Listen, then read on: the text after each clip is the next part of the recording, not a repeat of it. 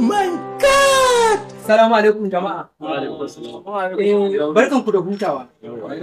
Yawa, a bisa irin abubuwan da suke faruwa a ƙasar nan. Shine muke dan bi muna dan wayarwa da mutane jama'a kai haka.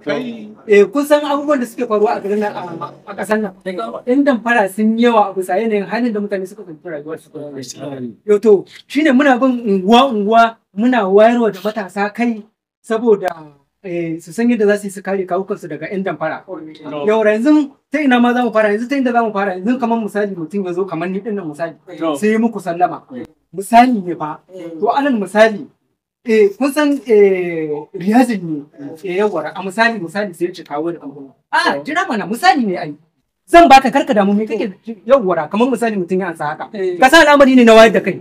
Al'amari ne na wayar da kai to kamar kai ma haka kawo mu gani ta. Kawo ka gani akwai abin da zan nuna muku ne shi yasa karka damu nuna muku zan yawara kawo za ka kai ma ina zuwa kamar misali haka kuna zaune wannan duka al'amari muna bi muna wayar da jama'a kai kuma suna farin ciki kuma za ku kare da ilimin abin da zan koya muku yanzu nan kawo ta ka kai ma waya to wannan wani irin abu ne za ka nuna mana kai dai ka kawo mana ai shi ne kogi ne ai ilimi kogi mu gani kamar misali mutum ya zo misali mana kawo mana dai baka tayi magani to yawwara ka gani ilimi kogi ne kamar misali mutum ya zo sannan ko muku sallama haka kawo ta ka kai ma kawo mana yawwara kun ga kamar yadda nazo haka na an shuwoyin ku ne rike misali a ce dan damfara ne yadda an shuwoyin nan sai ya haka kawai sai